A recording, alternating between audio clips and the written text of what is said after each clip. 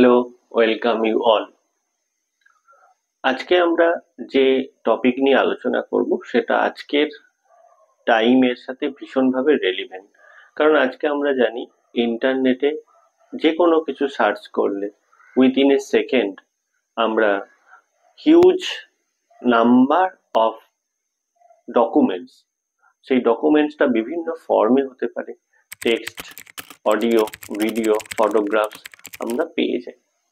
কিন্তু বিষয়টা হচ্ছে এই যা কিছু আমরা ইন্টারনেটে পাই এর সবটা কি আমরা ব্যবহার করতে পারি, বা ব্যবহার করতে পারলে ঠিক কতটা পর্যন্ত আমরা ব্যবহার করতে পারি? সেটা কি পার্সোনাল ইউজের জন্য ব্যবহার করতে পারি, না কোনো কমার্শিয়াল পারপাসে ব্যবহার করতে পারি, না অনলি একাডেমিক পারপাসে ব্যবহার করতে পারি? বা অন্যভাবে দেখতে গেলে আমরা যেখান থেকে ডকুমেন্টস বা ইমেজ বা ফটোগ্রাফটা নিচ্ছি সেটাকে যদি আমরা অ্যাকনলেজ করতে চাই তাহলে কিভাবে অ্যাকনলেজ করব? অর্থাৎ understanding licensing right over the web for publication and presentations purpose has become not as much easier as we do. তাহলে এক্ষেত্রে কি করতে হবে? আমাদেরকে জানতে হবে যে কি প্রসেসে এগুলো করা যায়। এবার আরো যদি সহজভাবে বলি, যেমন আপনি being a academician, being a researcher, being a student কোনো একটা রিসার্চ পেপার লিখতে চান, বা সামনে কোনো কনফারেন্স আছে, আপনি কোনো একটা প্রেজেন্টেশন করতে চান, তো অনেকটা টাইম ধরে খুঁজে আপনার প্রেজেন্টেশন বা রিসার্চ পেপার ওরিয়েন্টেড কিছু ইমেজ আপনি এক জায়গায় জট ডাউন করলেন। এইবারে সেটা যখন আপনার পিপিটি স্লাইডে অ্যাড করতে যাচ্ছেন তখন দেখছেন নিচে একটা মেসেজ বা কমেন্টস আছে, সেটা কিরকম? Attribution, non commercial, share like. এবারে এটা দেখে কি মনে হবে? Are you allowed to use this image or not? বা যদি এটা হয়, কারণ আপনি তো ডাউনলোড করে নিয়েছেন, এটা এখন আপনার সেট আপ সিস্টেম, ল্যাপটপ, ডেস্কটপে অ্যাভেলেবেল, কিন্তু এটা কি আপনি করতে পারেন? বা এই লেখাটা দেখার পরে কি মাথায় আসতে পারে যে যদি বা করেন তাহলে ভবিষ্যতে কি এর রিলেটেড কোনো প্রবলেম আপনাকে ফেস করতে হতে পারে?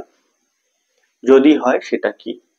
কারণ আমরা কপিরাইটের ক্ষেত্রে দেখেছি যে ক্রিয়েটার বা যিনি রাইটস অনার, ওনার হাতে অনেকটা পাওয়ার থাকে।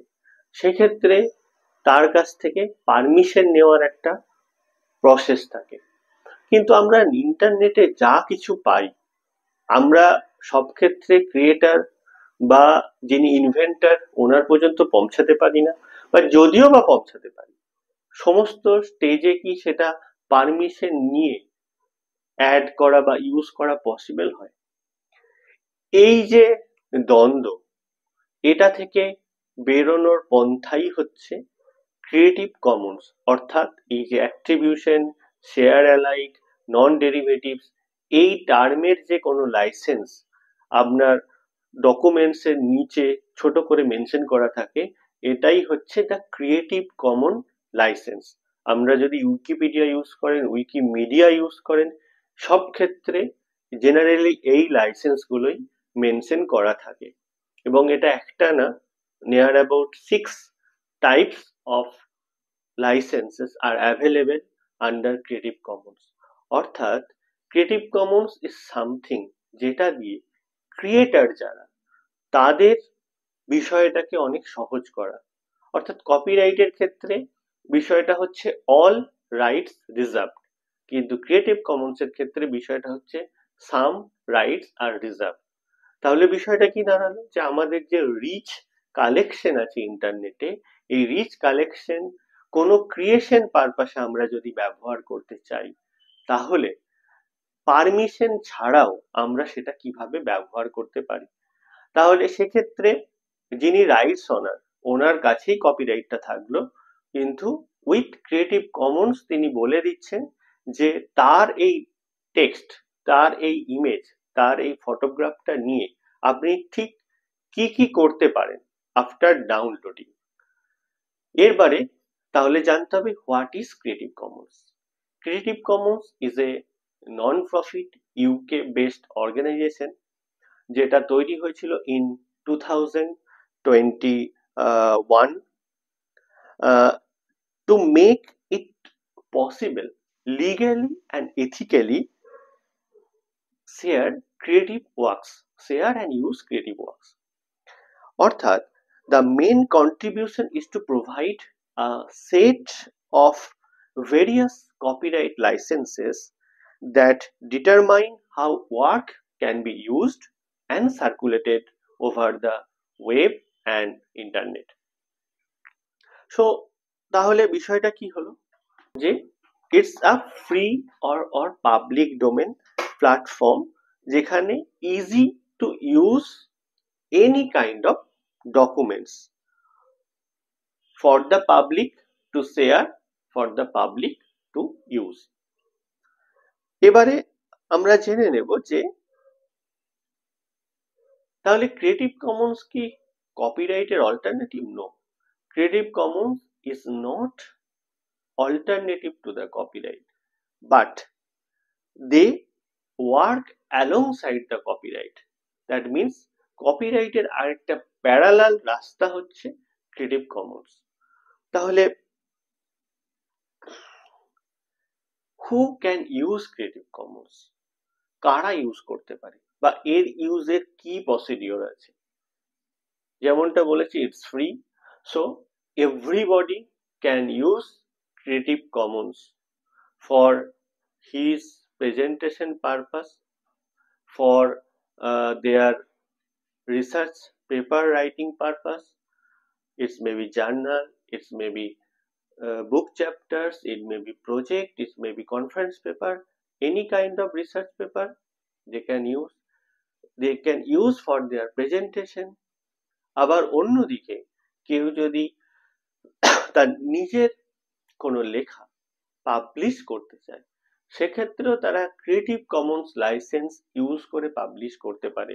নট অনলি কোনো ডকুমেন্টস বা writing documents, but text, photograph also. কারণ এই বিষয়টা অনেক ক্ষেত্রে প্রবলেম তৈরি করে আর্টিস্টদের ক্ষেত্রে, কারণ আর্টিস্টদের কোনো ক্রিয়েশন তারা অবশ্যই চান যে সেটা বেশি মানুষের মধ্যে ছড়িয়ে পড়ুক বা শেয়ার হোক, কিন্তু কেউ যদি সেটা মিস ইউজ করেন সেটা আটকানোর জন্য, কারণ ইউজেবিলিটির দিক থেকে কারোর কোনো আপত্তি নেই, সেটা আর্টিস্টদের ক্ষেত্রে কি, ক্রিয়েটারদের ক্ষেত্রে কি, কোনো সায়েন্টিস্টের ক্ষেত্রে কি, কোনো রিসার্চারের ক্ষেত্রে। কাজেই সবার ক্ষেত্রেই কপিরাইট বা অনার্স রাইটটাকে বজায় রেখে সেটাকে ইউজ করতে হবে, বা আপনি যখন ইউজ করছেন তখন আপনাকে প্রপার অ্যাকনলেজ করতে হবে ফর ইউজিং দ্য ডকুমেন্টস। তো এটা গেল ওভারঅল ক্রিয়েটিভ কমন্স কনসেপ্ট বলতে কি বোঝায়। Now we will discuss why CC or what can be shared under CC or Creative Commons licenses. Any kind of creative and artistic works that comes under the purview of copyright, that means books, journal, magazine,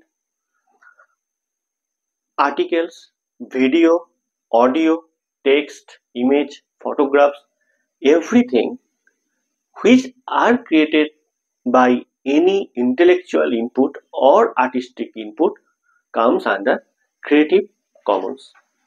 Moreover, এই creative Commons purpose হচ্ছে universal access of academic, research, educational content or artistic content, but our social and legal system does not allow us to do because of copyright barriers. কাজে এইটাকে overcome করে আমরা যদি কোনো documents ব্যবহার করতে চাই, তার মাধ্যম হচ্ছে ক্রিয়েটিভ কমন্স। কারণ ইন্টারনেটের অনেক আগে কিন্তু কপিরাইট ধারণাটা চলে এসছে। এবার জেনারেলি যে প্রবলেমটা হয়েছে, ইন্টারনেট থেকে বা প্রিন্টেড কোনো ডকুমেন্টস থেকে আমরা যদি কমপ্লিট কপি করে সেটা পেস্ট করে বা নিজের হাতে লিখে কোথাও সাবমিট করতে চাই, সেক্ষেত্রে অনেক ক্ষেত্রে কপিরাইট ভায়োলেশনের চান্স থাকে, সেটা তো ইন্টারনেটে আরো বেশি।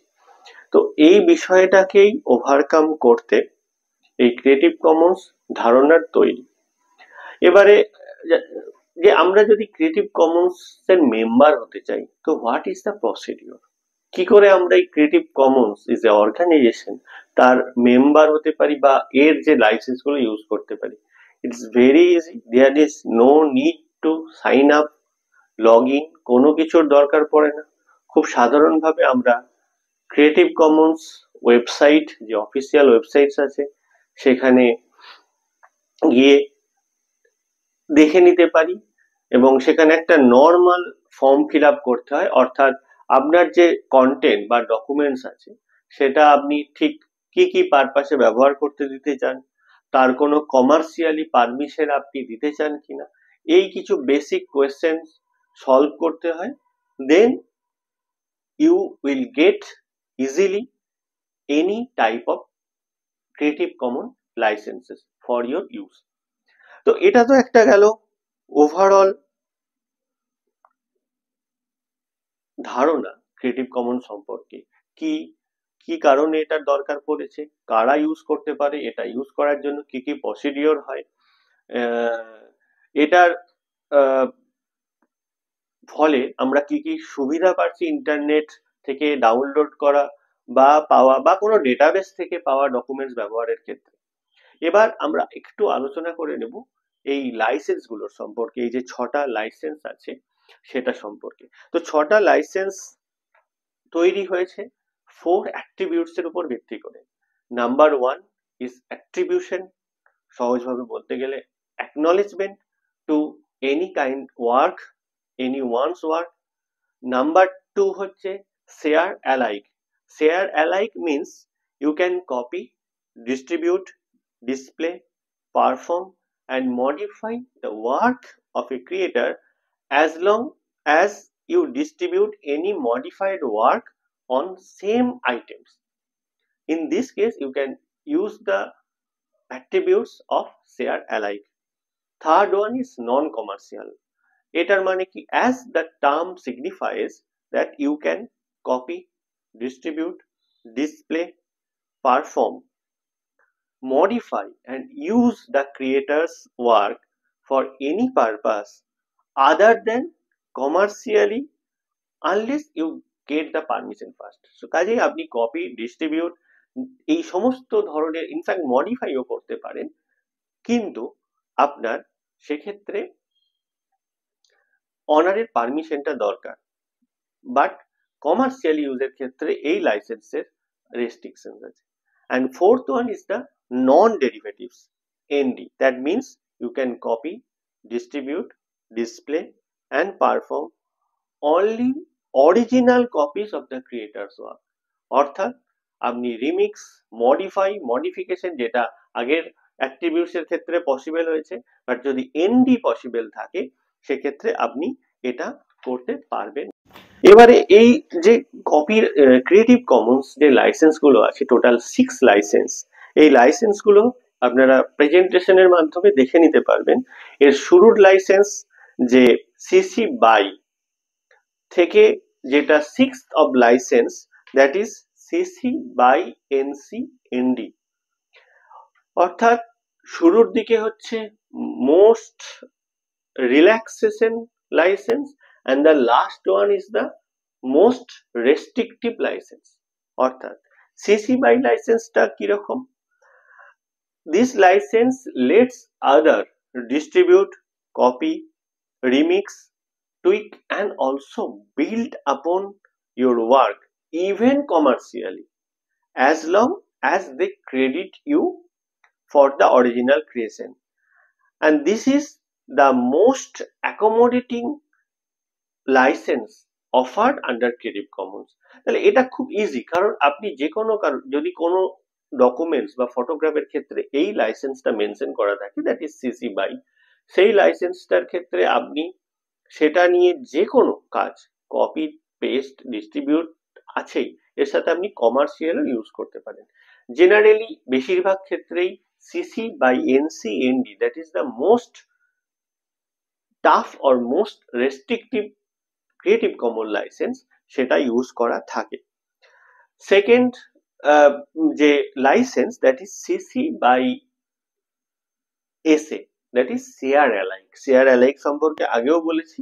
এই লাইসেন্সটা, this licence lets other again the same word remix, tweak and build upon your work even for commercial purposes, but as long as they credit you and license their creation under the identical terms. Third one is CC by ND, that is this license use the attribute, যে চারটা attributes বলা হয়েছে তার মধ্যে fourth attribute, that is ND, non-derivatives. That means this license allows for redistribution, commercial and non-commercial, as long as it passed along unchanged and in whole with credit to the creator. তার মানে এখানে আপনি use করতে পারেন commercially, non commercially, but in this case you have to give credit as well as you have to use the same document as it is without any modification. And the fifth license is CC by NC by SA. এখানে NC যেটা বলা হচ্ছে that is the not commercial. That means আগের যে licence গুলোর ক্ষেত্রে আমরা কোনো ডকুমেন্টসে যদি এটা পেয়ে থাকি সেটা আমরা কমার্শিয়াল ইউজ করতে পারি, but in the fifth licence case you can let others remix, tweak and build upon your work non-commercially. Please mind it, non-commercially, as long as they credit you and the license their creation under the identical terms. So এই document যদি সে use করতে চায়, the person also use the same identical terms and the symbol. And the last and the sixth license, that is the most restrictive, যেটা আগেই বলেছি, সেটা হচ্ছে CC by NC ND, that is attribution, non-commercial, non-derivatives, non-derivatives. এখানে কি হচ্ছে, this license is the most restrictive. It's only allowing others to download your work and share them with others as long as they credit you, but they cannot change them or modify them in any way and use them commercially. তো কাজেই এই creative Commons বিষয়টা যারা knowledge এই ডোমেনের সাথে যুক্ত বা যারা আর্টিস্ট তাদের ক্ষেত্রে একটা খুব বড় ব্লেসিংস বলা চলে। কারণ ইন্টারনেটের টাইমে, কারণ আমরা যে টাইমে আছি এখন, সেখানে everything is available under one click. তো এই সময়ে পাবলিক ডোমেনে যে সমস্ত ডকুমেন্টস আছে তার প্রপার ইউজ জানাটা বা তার প্রপার ইউজ সম্পর্কে ধারণা বা সজাগ থাকাটা আমরা এই ভিডিওর মাধ্যমে করতে পারবো। কারণ ভাবে বলতে গেলে creative Commons is to achieve the universal access of the documents available over internet and a balance between the reality of the internet and the reality of the copyright. And there is someone is Creative Commons. অর্থাৎ public domain বা ইন্টারনেটে available থাকা documents are copyright restrictions, এই দুয়ের মাঝে যে একটা রাস্তা যেখানে আর্টিস্ট থেকে সায়েন্টিস্ট তাদের ডকুমেন্টস ব্যবহার করতে পারে কিন্তু উইথ প্রপার ওয়ে, সেটাই হচ্ছে ক্রিয়েটিভ কমন্স। আশা করি এখান থেকে আমরা ক্রিয়েটিভ কমন্স সম্পর্কে একটা ওভারঅল ধারণা বা আইডিয়া পেতে পারবো। যদি কোনো ডাউট, কোয়েশ্চেন, কোয়ারি থেকে থাকে আপনারা কমেন্ট করে জানতে পারেন। Thank you for your listening.